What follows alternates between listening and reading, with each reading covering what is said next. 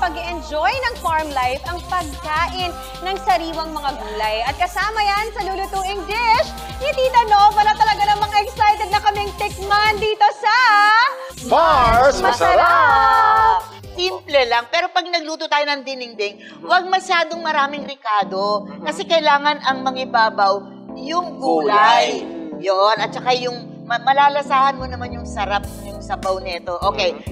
Before that, meron akong gusto lang ituro. Dahil yung iba nagsasabi, paano nalalaman kung ano ang original, yung masarap na bawang na native at saka imported. Sa hawak mo, Tita Nova, ano dyan ang imported, anong local? Tignan mo ang imported, oh, malaki. Malaki. Oh, yan. Malaki. Walang lasa yan, no? Siraan ko. Walang lasa pag imported. Oh. Talaga, Tita Nova, pero parang mas less nga yung Less tapas yung ng garlic alasa, yung Filipino. Ayan, oh, nakita mo ang difference? Oh, yan.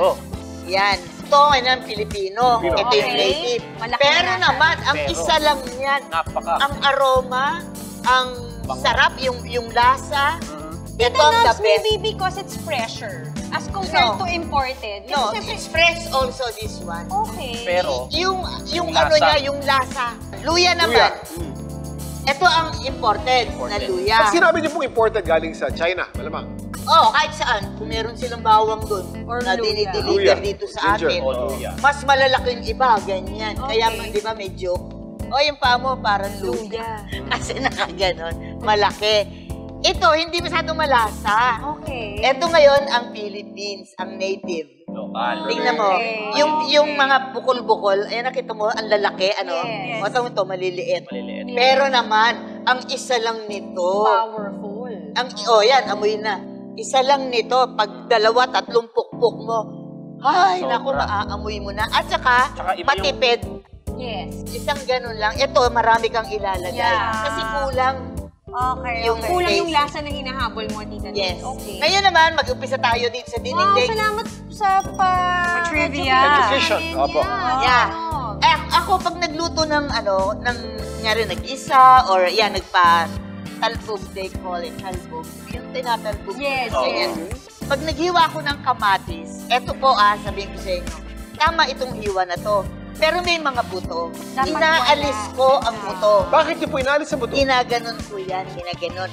Tinatabi ko. Kasi after ko magluto, pupunta na ako sa garden. Tinatanim!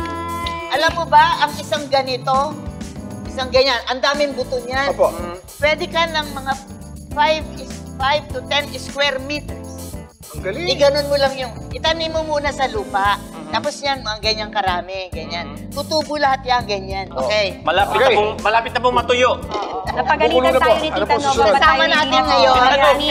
Hindi malapit na Okay, kayo kumulo, malapit kasi. na matuyo.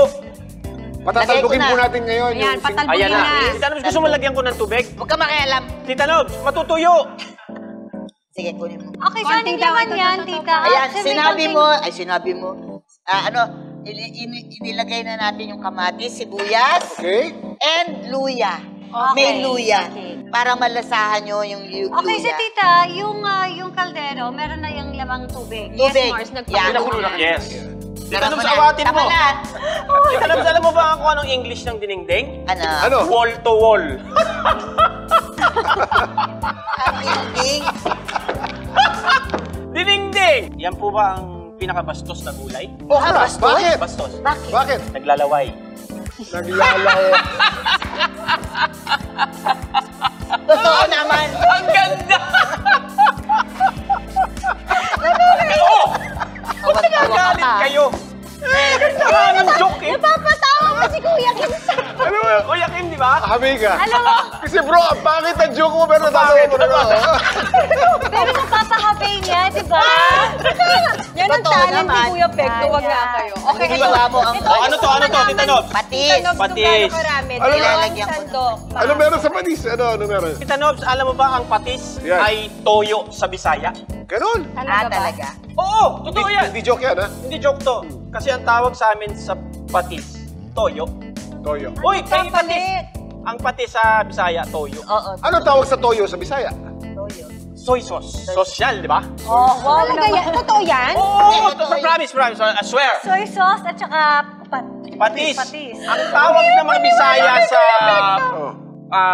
toyo is patis. Tita Nobs, pwede bang prito yan?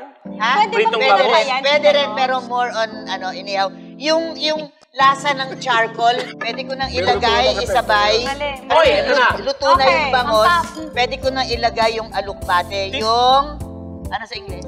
Greeting. Greetings! Tita Nobs, alam mo kung anong tawag dito sa Bisaya? Ano Ano? na naman? Laswa. Laswa! Alugbati is... Bakit laswa? Hindi, itong Hindi, dish joke na lang. Yeah, itong that dish na to. Laswa. Laswa. Mabango, ha? Patis lang panimpla nyo, Tita Nobs. Ginawa nyo perfume. Patis lang. Patis lang. Huwag na masyadong maraming, I did not put bagoong. Matatalo yung natural lasa ng vegetable. Ayun. Kaya And you patis already lang. have patis, diba? Ang madalas kong lutuin sa bahay, alam mo ano, Tita Nobs? Ano? Ano? Ham. Ham. Ham? Anong ham? Bakit ham, Pekto? Hampas mo yung talong sa bagoong.